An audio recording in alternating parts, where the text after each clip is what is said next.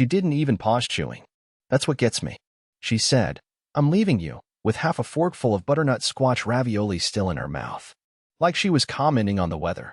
Like we were talking about the soup being too salty. Not 15 years of marriage. Not the dog we raised from a puppy. Not the house we fought to save during the recession. Not me. Just, "I'm leaving you." And she kept chewing. The knife in my chest didn't twist, it just settled deeper, like it had found its home there. I stared at her, wondering if she'd follow it up with anything. An explanation? An apology? A flash of guilt? Even a sigh would have been nice. But no. She just kept on like she was reading from a script she barely cared about. She dabbed her mouth with the napkin and finally looked up. I didn't want to do this at home. Thought this would be more controlled. Controlled. Like I'm a threat. Like I'm some hysterical man who can't keep it together. The funny thing is, and by funny, I mean the kind that makes your teeth hurt, I already knew this was coming. Not because she was distant. Not because she stopped saying, "I love you." No, that was old news. I knew because 4 nights ago, I found the message on our Amazon Echo. She thought she deleted it. She didn't. "Can't wait to feel you again," it said. "He's asleep in the next room. I'll sneak out once he's snoring." That he was me. I listened to it 14 times. Not out of disbelief, no. I believed her. I just wanted to memorize how she said, "I love you," to someone who wasn't me. The rhythm. The breath at the end. The part where her voice went soft. I wanted to know how she gave away what used to be mine. And tonight, I was ready. So when she said, "I'm leaving you," I didn't beg. I didn't plead. I didn't even ask who it was. Instead, I smiled. Because I knew she hadn't noticed the envelope I'd slid into her purse when she went to the restroom. The one with the screenshots. The photos. The GPS logs from her girls' weekend. The printout of her burner phone texts. And one more thing, a neatly folded letter addressed to him. I knew she hadn't seen the man who just stepped through the entrance of the restaurant. The one who locked eyes with me immediately. The one she thought was away for work. The one she never thought would find out. She was still talking when the air shifted. I watched her face, painted, polished, perfect, crumble, wrinkle by wrinkle, like a paper mask folding in the rain. She turned. And finally, the fork fell. She didn't speak. For the first time in what felt like months, maybe years, she had absolutely no words. Her mouth parted slightly, her perfectly painted lips trembling just enough for me to notice, but nothing came out. Not even a sound. She was frozen in place, still holding the fork midair as if her brain hadn't caught up with her body. And across the room, the man she never expected to see, not here, not like this, kept walking toward our table with measured steps. His name is Alden. He used to be her brother-in-law. I say used to be because Maddie never acknowledged him after her sister passed away 3 years ago. She always said he was too much. Too quiet, too strange, too observant. But it turns out Alden wasn't just observant, he was meticulous. And he had receipts. Literally. I met Alden 2 weeks ago at a gas station of all places. Complete accident. I hadn't seen him since the funeral, but when he spotted me, he walked right over and said, "You deserve to know." That was all. He handed me a flash drive, nodded once, and left. I sat in my car for an hour after that, engine running, hands sweating, trying to decide whether I should plug it in or throw it off the overpass. I plugged it in, and what I saw unraveled everything. Phone calls, email threads, photos. Her voice on a recorded call saying, "He'll never find out." Cullen trusts me like a child trusts his nightlight, blindly. I watched the whole thing twice. Cried through the first, numb through the second. But after that, I stopped crying, and I started planning. Alden had already agreed to show up tonight. He said she owed him answers, too, not for love or jealousy, but for what she'd done to her sister's memory. I didn't know what that meant at first, but now, watching the way she's shrinking into her seat, I'm starting to understand. He reaches the table, doesn't sit, just places a single black folder on the tablecloth, right next to her glass. She doesn't touch it, doesn't even look at it. Her fingers are still curled around the fork, but it's pressed against her chest now like a shield. "I told you this would catch up to you," Alden says. His voice isn't angry. It's flat, like someone reporting a forecast. Maddie finally speaks, a whisper, more like a leak of air than a sentence. "What are you doing here?" And that's when I decide to say something. "He's here," I say, "because I asked him to be. Because while you were out pretending to do charity events and consulting on strategy with a man whose name you saved in your phone as Laundry, I was sitting at home wondering why I felt like I was losing you one unfinished sentence at a time.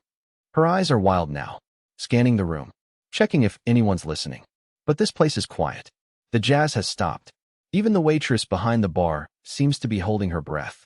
I reach into my jacket and place a second envelope on the table. It's thicker than hers, has more weight. Inside is my letter.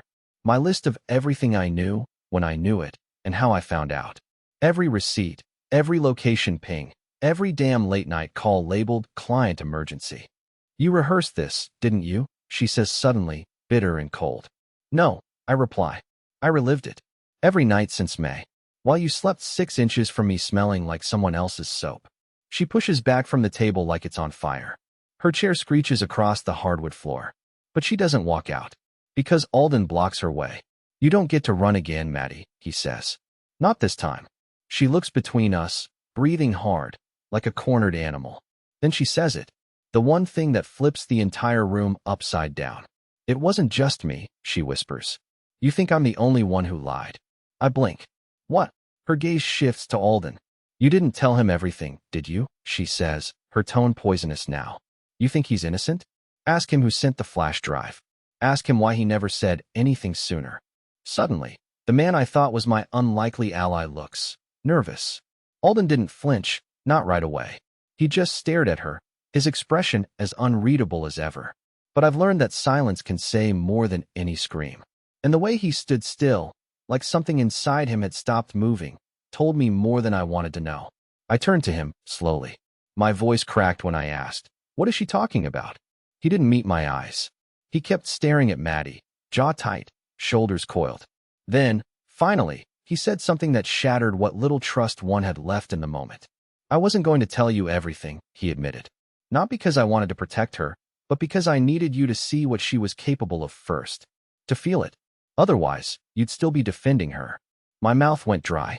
So you edited it? He nodded. I gave you enough to confirm your suspicions. But not everything. Not the part where it started. Not the reason why. Maddie leaned against the table now, lips curled into a small, bitter smile.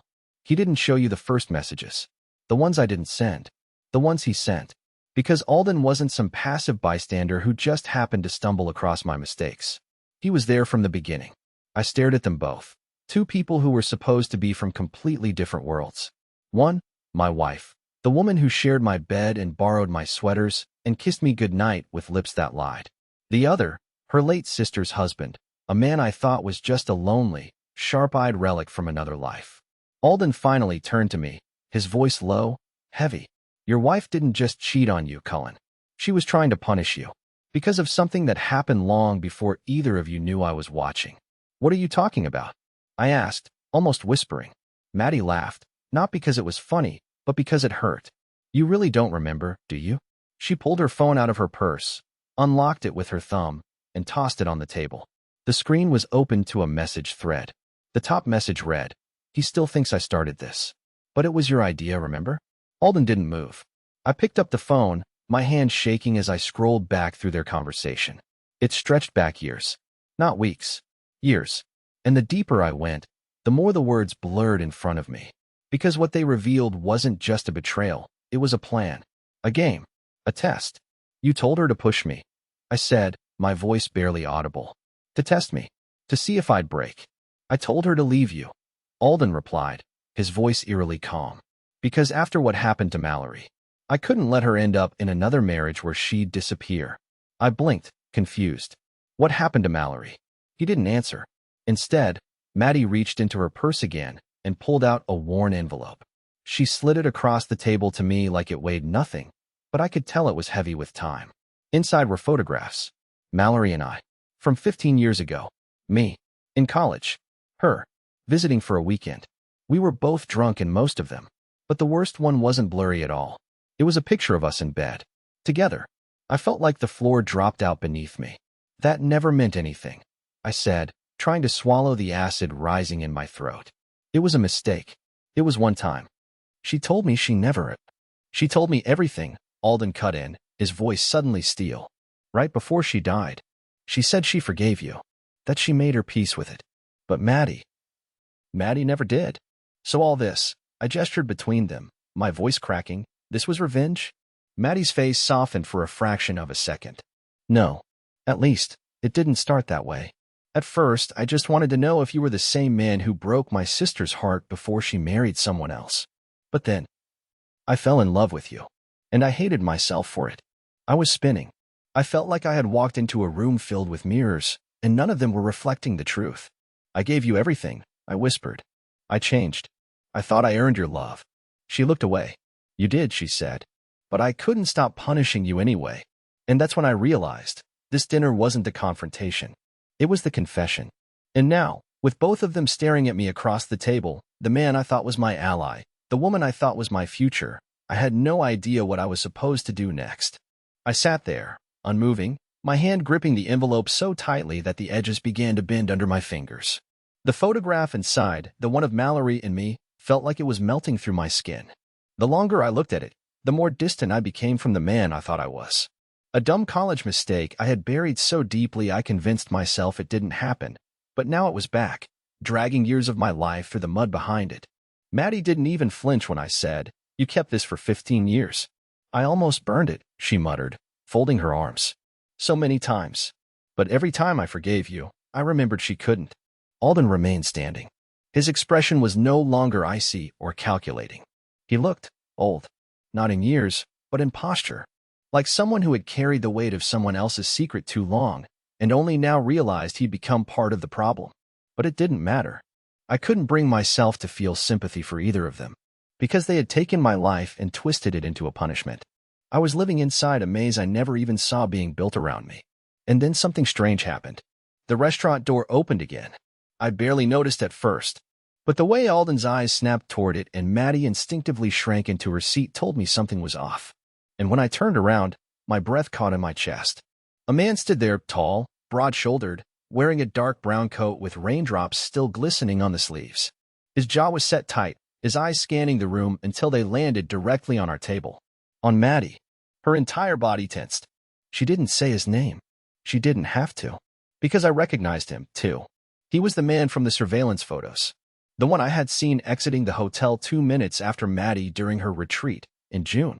At the time, I told myself maybe it was coincidence. Maybe it wasn't him. Maybe I was wrong. But I wasn't. And now, he was walking toward us. I stood up instinctively, my chair dragging against the floor, drawing the attention of a few other diners nearby. No one said anything, but I could feel the tension in the air shifting like pressure before a thunderstorm. Alden didn't say a word. He just slowly stepped aside. The man arrived at our table, placed a leather folder, different from Alden's, beside Maddie's plate, and looked straight at me. "I didn't know you were going to be here," he said, his voice calm, low. "She told me you'd already left." Maddie's head snapped toward him.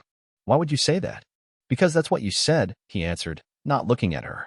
"That you'd already served the papers. That you two were over. You said tonight was just a goodbye." I blinked. "You knew about this dinner?" He looked away. "Not until she texted me during dessert." I couldn't believe it. "You were waiting nearby?" He nodded, slowly. "I didn't come to cause trouble. I didn't want her walking out alone. I thought maybe she'd need someone to drive her back." The sheer audacity. The confidence. As if I was the interloper now, the inconvenience. "And you are?" I asked coldly, even though I already knew the answer. He glanced at Maddie, then back at me. "Name's Ray." Maddie finally found her voice again, though it was shaky and uneven now. "Cullen, please don't make this worse." I laughed. It came out strangled and full of disbelief. "Me? Make this worse? You have a secret folder, a secret man, a secret vendetta, and apparently a whole secret timeline of when I was supposed to vanish, and now I'm the one making it worse." Ray stepped back, palms open. "I'm not trying to start anything." "Too late," Alden cut in. "You already did. All of you." Ray looked genuinely confused. "What's his role in this?" Maddie looked down, suddenly silent. So I answered. "Her accomplice. Her watcher. Her enabler. Take your pick." Ray turned back to Maddie. "Is that true?" She didn't answer. Instead, she picked up her wine glass, stared into it like it had the answer she was too scared to say, and whispered, "None of this was supposed to go this far." I leaned over the table now, trembling. How far was it supposed to go, Maddie? You get your twisted revenge? Humiliate me? Burn our marriage to the ground? And then what? Go house hunting with your new boyfriend while Alden claps from the shadows. She didn't respond. Neither did they. So I grabbed the leather folder Ray had placed on the table and opened it. Inside was a document I never expected, a notarized transfer of property. My name. Maddie's name. Signed. Dated. Filed. The house was no longer jointly owned. She'd moved it under her name last week. Ray swallowed hard. I told her not to rush it. I didn't want it like this. And that's when I realized I was never going to be told. Not tonight. Not ever. They weren't just kicking me out of our marriage. They were erasing me. The room was beginning to close in, like the very walls of the restaurant had started to lean forward, straining to hear what insanity would unfold next. I stared down at the folder, my name scraped across the header in clinical black ink, almost like it didn't belong to me anymore.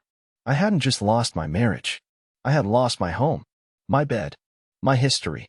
And the worst part? They had all made their moves before I ever even knew we were playing a game. I looked at Maddie, but it wasn't my wife I saw anymore. It was a stranger with my last name. A stranger who hadn't just betrayed me, she had replaced me. Quietly. Systematically. Piece by piece. She had rewritten the story of our life together without giving me the decency of a rough draft. So, I finally said, my voice trembling but loud enough to turn more heads in the restaurant, let me get this straight.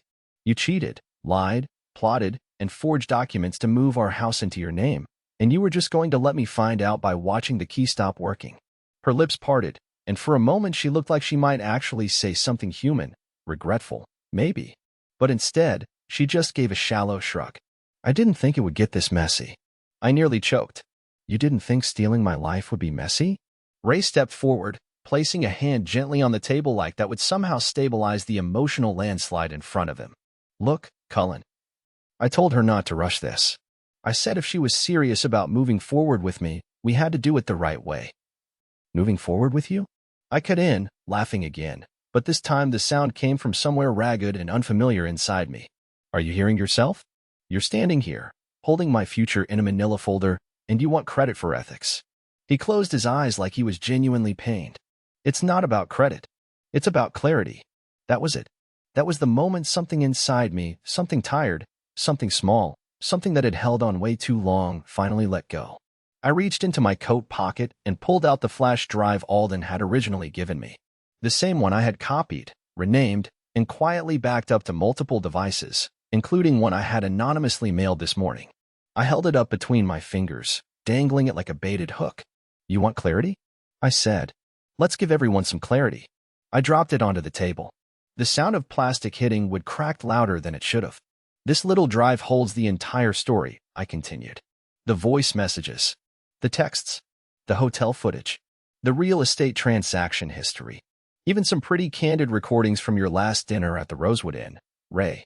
You know, the one where you told Maddie she needed to cut the deadweight so you two could finally stop sneaking around like teenagers. Maddie's face drained of color. Ray's jaw tightened, but it was the subtle shift in Alden's expression that caught me off guard. He wasn't surprised. He looked proud, just slightly, like the student had finally learned from the master. I turned to him.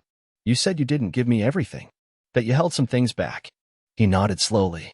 Because some truths only matter when you're ready to hear them. I took a deep breath. Then tell me now. He looked at Maddie, then at Ray. You're not the only one she lied to. What the hell does that mean? Maddie snapped. Alden's eyes narrowed. It means Ray wasn't the first. He's just the one that stuck around long enough for her to start imagining a future. But there were others. Before him. During him. All of them thinking they were the real one. Ray took a step back, visibly stunned. Wait. What? I have names, Alden continued. Dates. Overlapping travel receipts. I kept track not for revenge, but because I knew someday she'd push too far. And I needed a way to stop her. Maddie shook her head. You're lying. But she didn't sound confident. I leaned closer. You said you loved me once. Tell me one thing, and tell it truthfully. Was there ever a moment, even just one, when you weren't planning to leave me? She looked up at me, her eyes glassy and wide, and for the briefest second, I thought I saw the ghost of who we used to be. But she blinked, and it was gone. I don't know, she said softly. That answer hurt more than a no. Ray, still reeling, stepped away from the table. He muttered something under his breath, then looked at me, not with defiance, but with something closer to shame. I didn't know about the others, he said. I thought I was helping her escape something toxic. You were, I said bitterly. But the toxin wasn't me. And then Alden reached into his coat and handed me a sealed envelope. "This is for you," he said. "From Mallory. I didn't give it to you after she died because, well, I was still furious. But I think now's the right time." With shaking hands, I opened it. It wasn't long. Just 4 lines, written in Mallory's neat cursive. "Cullen, what happened between us was a mistake, but I never stopped believing you were meant to be better than what the world tried to make you. If you're reading this, then someone failed to protect you. I'm sorry. Keep going. Don't become them. M." I folded the letter and placed it gently in my pocket. Then I stood, leaving the flash drive on the table between them like a ticking bomb. No scene. No shouting. Just the quiet echo of footsteps as I walked away, not because I had nothing left, but because I finally realized I still had myself. I didn't go home that night. Not to the house, or what used to be our house, that she'd already signed over to herself. Not to the hollow kitchen I paid to renovate, or the couch where she used to curl up with a throw blanket and pretend like we were still in love. I didn't go to a hotel either. I needed somewhere neither of them would think to look. Somewhere that felt invisible. So I drove. I didn't care where. Just anywhere the headlights led.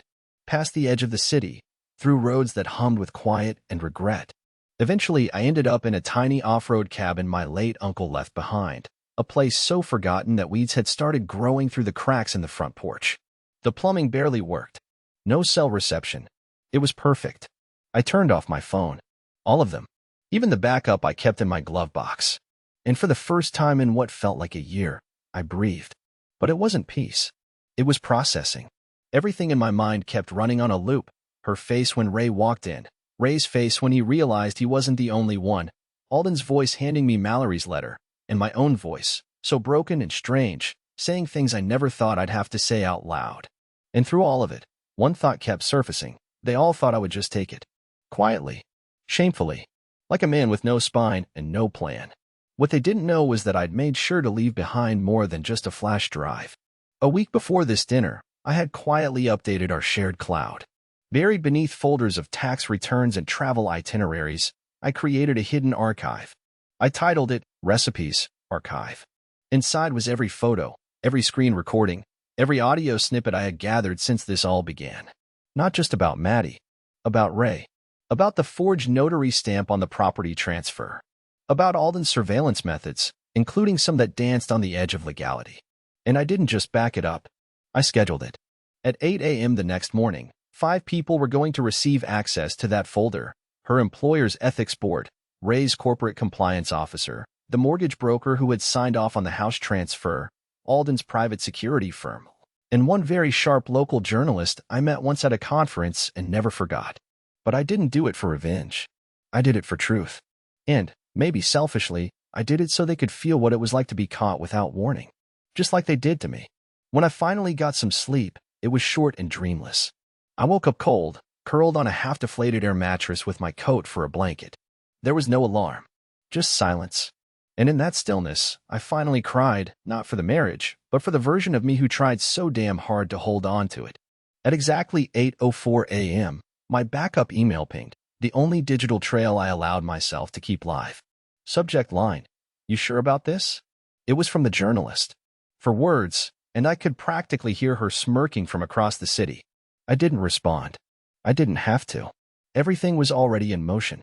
By 10 a.m., my former boss, yes, former, emailed to say he understood why I left early yesterday.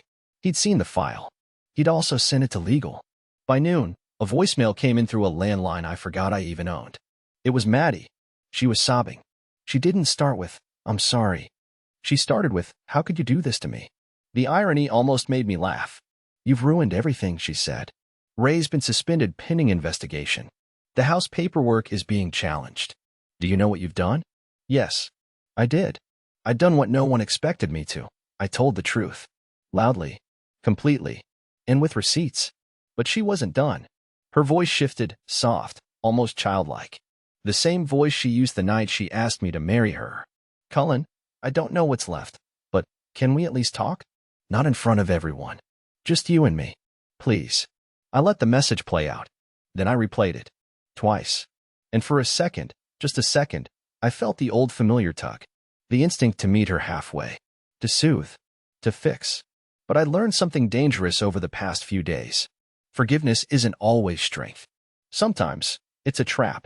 I deleted the voicemail and sat back in the creaky chair by the window, sipping black coffee from a chipped mug, watching a crow flap circles over the forest outside. Then, my backup laptop lit up. It was a message from Alden. Just 4 words. "You've started a fire." I typed back. "No." I finished one. 2 days passed before I spoke to anyone again. Out in that cabin, surrounded by nothing but trees and wind, the world felt quieter than it ever had in my life. But not peaceful, not really. It was the kind of quiet that builds when something is coiling beneath the surface. The kind of quiet that feels like it's holding its breath. Because when you detonate your truth in front of people who survive on lies, there's always a second explosion coming. And I didn't have to wait long for the next blast. It arrived as a knock on the door. I knew no one could have just stumbled onto this place. Not unless they were looking. I had taken every precaution. Swapped plates on the car. No signals. No card use. But they found me anyway. I didn't even get up. I just called out, "If it's you, Maddie, save your breath." The door creaked open. But it wasn't Maddie. It was Alden. He stepped inside like he'd been here before. He hadn't. But he walked straight over to the table, pulled out a chair, and sat down like he knew he wouldn't be turned away. "I figured you'd be here," he said. I didn't say anything. Just poured a second cup of coffee and slid it his way. He didn't touch it. Instead, he reached into his jacket and laid a small cassette tape on the table between us. I blinked. "What is this? Your mixtape confession?" "No," he said, staring at the worn label. "It's from Mallory. Something I found after she died. Something I thought was nothing. Until now." My breath caught. I didn't want to touch it. The tape felt radioactive, like it would unravel me all over again. He finally pushed it toward me. "You deserve to hear it. It was meant for you." I didn't have a player in the cabin, but Alden pulled a small recorder from his coat like he had planned for this. He pressed play. Mallory's voice crackled through the static. Soft. Hesitant. "Cullen, if you're hearing this, I guess I wasn't brave enough to say it while I was alive. But you need to know, what happened between us that night, it wasn't just you. I let it happen. I wanted it to. Not because I didn't love Alden, but because I was scared. Scared of what my future looked like. You were familiar. And for a moment, I needed that." A deep pause. I told Maddie the truth. She was devastated. But I never told her why it happened. She assumed the worst, and I let her. I think. Maybe I even wanted her to hate you, so she wouldn't hate me. Another pause, longer this time. Then a shaky breath.